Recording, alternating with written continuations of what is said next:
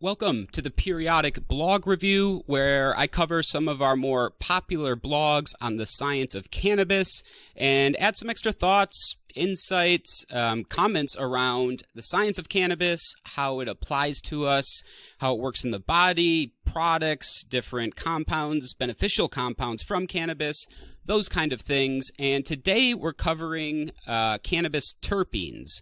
So this is the guide to consuming terpenes, and we're going to talk about how terpenes work in the body, what to look for in products, and different combinations you might use, as cannabinoids are the main beneficial compound from cannabis, and terpenes are the secondary beneficial compounds that have a lot of impact on the effects that you feel, maybe whether something's more relaxing or makes you want to go to sleep versus uplifting. And so we're going to cover those today and consuming them through different consumption methods as well. So I'm recording this on August 3rd, 2020, and we last updated or revised this blog on July 31st, 2020. And we go back through our blogs and update them at different times. So look for that date. You'll know when it was most recently reviewed and updated, as cannabis changes quickly. So, and especially the science of it, as we're learning a lot right now, as we keep moving forward into legalization, and those abilities to study cannabis, or those boundaries, really open up. Really exciting time. So in this video, we're going to go through an introduction to terpenes, and then what we really know about the effects of terpenes right now. And we'll talk a little bit about how THC, one of the cannabinoids from cannabis, works its way through the body, and how that might apply to some terpenes from cannabis. And this applies to cannabis and state licensed markets, definitely, and hemp CBD products or flower as well, as craft hemp is becoming really a new category around hemp. When it was initially the Farm Bill legalized, it seemed like industrial hemp was really grown and processed at scale to get cannabinoids or CBD out. But now they're growing hemp strains that are really indistinguishable almost from cannabis and have really high terpene content, which is what we're talking about here and why it's important for hemp as well. So let's get started. All right, terpenes are among the fastest growing areas of interest in cannabis. The molecules responsible for the scent and taste of distinct cannabis strains are beginning to gain popularity for their potential influences on the experiences from consuming cannabis, and their many possible medical benefits, both alone and when combined with cannabinoids. And terpenes, we'll get in here, have been around for a while, and they're used in aromatherapy, and they've been studied for medicinal benefits kind of in isolation. What gets really interesting is how they work with cannabinoids like THC or CBD to have it's really a synergistic effect, and they support maybe the absorption or the bioavailability of cannabinoids. And different terpenes do different things, but it's interesting how they can work in tandem with cannabinoids versus when we look at them in isolation and try to understand their effects. There seems to be that 1 + 1 = 3 when terpenes are with cannabinoids, and not just in isolation. But terpenes and how best to safely consume them for maximum benefits are still somewhat mysterious to the general consumer and even the cannabis experts. Current cannabis science research still hasn't quite caught up to the many new consumption methods available on the recreational markets. But there has been some work done to examine how these abundant natural compounds might interact with our bodies when consumed in a wide range of ways. After all, we've been consuming terpenes in our food, inhaling them in essential oils, and applying them topically in herbal medicine preparations for millennia. And then one quick note I did want to say, I forgot to say when we got started, one thing we do, our team, when we write these blogs, we really look for the scientific papers and studies to back up any factual statements or direct statements that we're making. So at the bottom of every blog, you'll see a site for sources that we've cited. So you'll see that here at the bottom if you want to check any of these out. And while you're reading the article, wherever that source is used, you'll see a hyperlink going over to that paper. So a really easy way to see a factual statement in here and then go look at the study if you want of where we got that from and pulling that from. So that's important. As there's a lot of mixed information around the science of cannabis, and it's difficult right now. And, we're constantly learning and updating as well. That's why I kind of said look at the posting date or last time we revised the blog. Because within a year or two, there's more stuff to add. Some things might change and be different than what we're, thinking about or how we're applying right now. All right, we'll continue. In this article, review the available scientific literature into the effects and medical benefits of individual terpenes to give you a better idea of which common cannabis terpenes might provide certain benefits when smoking or vaping flower extracts, or eating edibles, using sublingual tinctures, or applying topicals.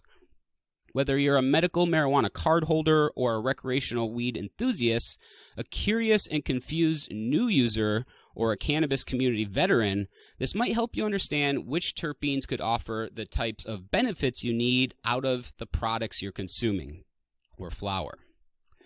And terpenes it gets really confusing. And, I go out and talk to our customers in Oregon, bud tenders, multiple times a week. And it's the conversation I have with them constantly is how our customers, what percentage of customers are talking about terpenes? What questions are they asking? And a lot of bud tenders are, new to the industry and they're trying to get up to speed and dispensaries move quickly. But just talking about THC and CBD alone, those two cannabinoids, gets a little confusing.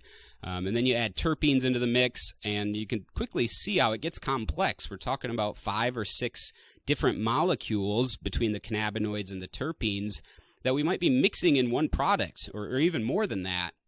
Normally, we'll just look at the dominant ones, the top 5 or 6, to get an idea for the effects that product might provide. But explaining each one, some work differently in combination than isolation. It gets really complex. So it's definitely a confusing conversation to start. And it's kind of funny because terpenes I haven't heard before I got involved in the cannabis industry. I thought it was something specific to cannabis, and terpenes are all over the place and used in aromatherapy, but I've never heard them called terpenes. Lavender extract, it might be called, which has the terpene linalool, but it's a new word that a lot of consumers and people haven't heard before, so it is confusing. All right, we already read this one. However, as always with cannabis, it is vitally important to note that everybody's body is different, and the science is still in its infancy, especially as applied or when applied directly to cannabis. You might not notice any benefits from the terpenes described in these studies. You might even have exact opposite effects or negative reactions to some of them, as some terpenes can produce hypersensitivities and even acute allergies in certain people. So some people are allergic to certain terpenes. Maybe you have someone that tried cannabis once and they didn't really get too high, but they had a really bad reaction to it. They might not be allergic to cannabis, but maybe that strain had a certain terpene or a combination that really negatively affected them.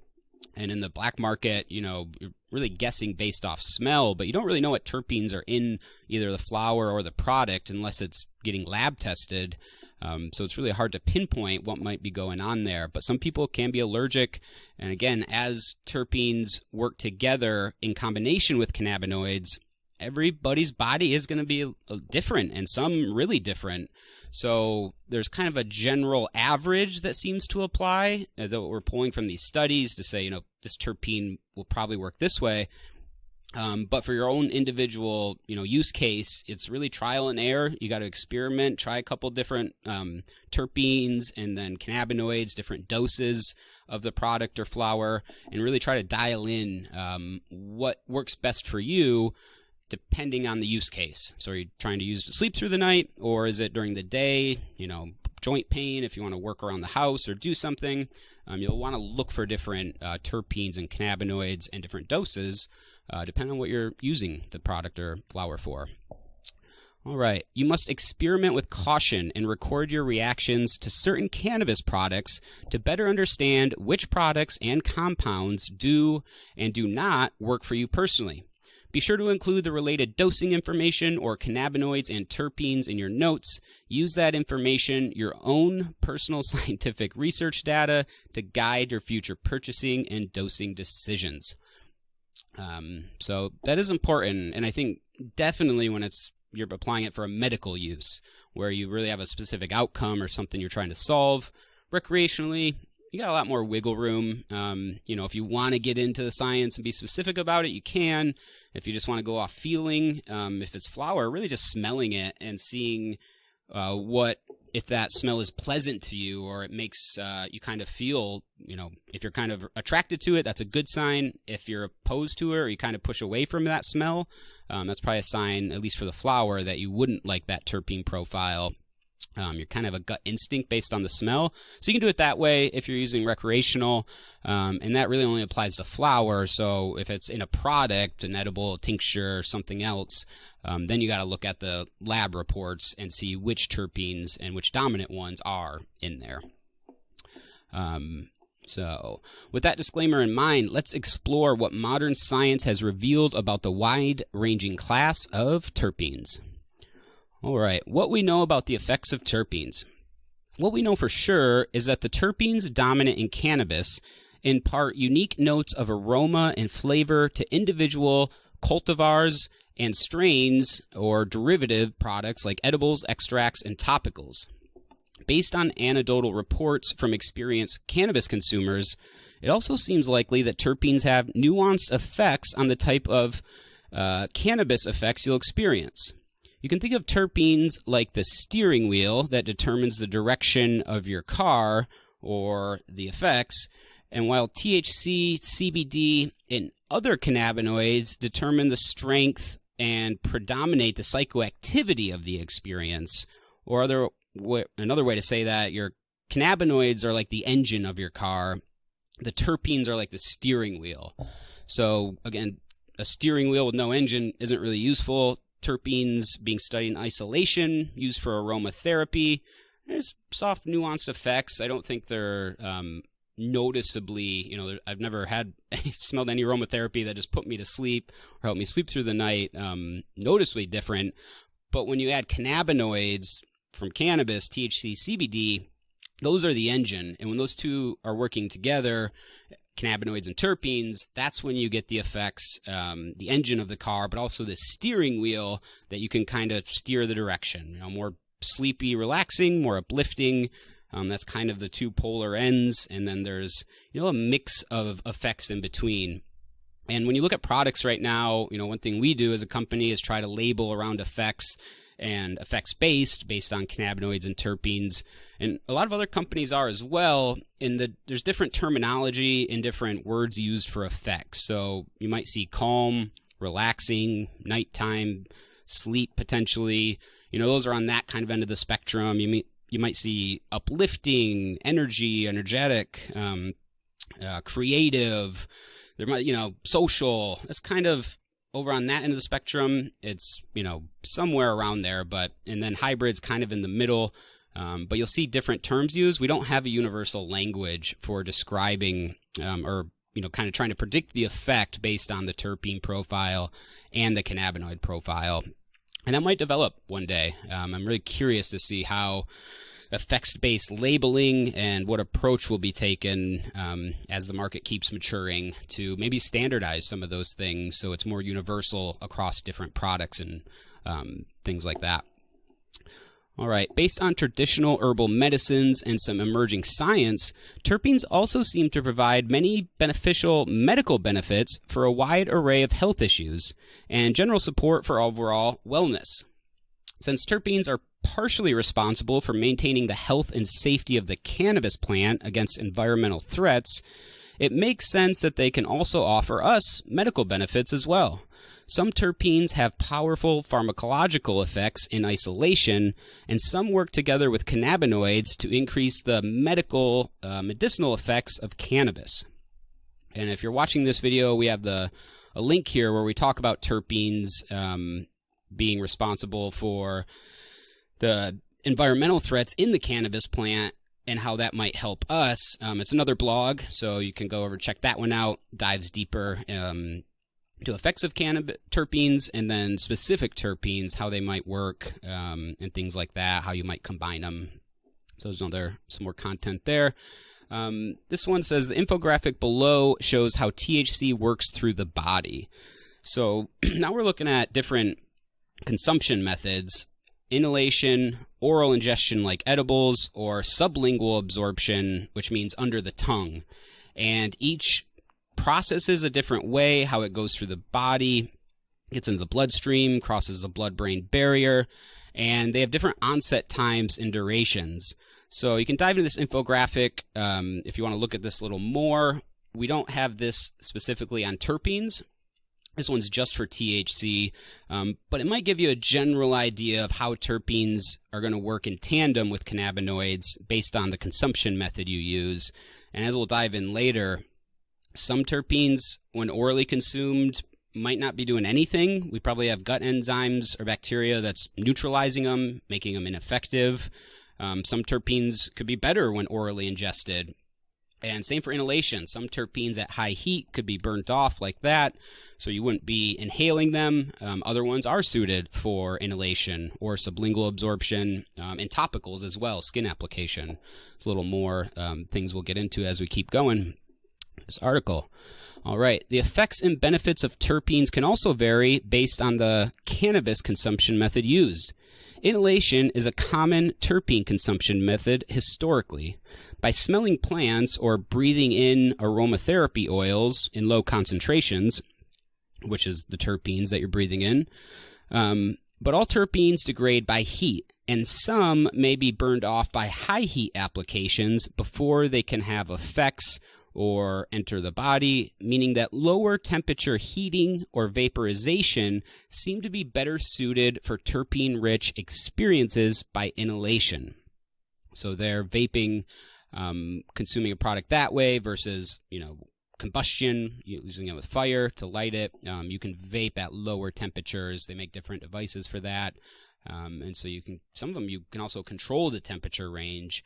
And if you want to get really deep, you can look at what the boiling point or the flash point of the terpenes are, and they all have different temperatures. And if you vaporize in a certain temperature range specific for certain terpenes, you can get a much more rich experience through inhalation that way versus combustion. Some terpenes seem to have specific effects on oral consumption, especially on the digestion and internal disorders, and are very common in food and medicinal herbs consumed orally. Some terpenes work synergistically with cannabinoids and other common medicinal ingredients and topicals to increase their absorption through the skin barrier, soothe irritation and redness of skin, and provide anti-inflammatory pain relief to reduce swelling in joints and muscles. As we noted in the introduction, research on terpenes across all consumption methods, particularly cannabis-derived terpenes, is still in its early infancy. And over time, we will likely see further developments in our understanding of the mental effects and medicinal benefits of terpenes when eaten, sublingually dissolved, smoked, vaporized, applied topically, all the different ways that you can consume cannabis. And that's the end of this section, so it ends with, for now, let's review the available science on terpene consumption from natural and herbal sources. And in the next section, we're going to dive into inhaling terpenes, eating terpenes, and different ways that you can consume, how they may work in the body, and which ones might be better for different consumption methods. All right, thank you for watching.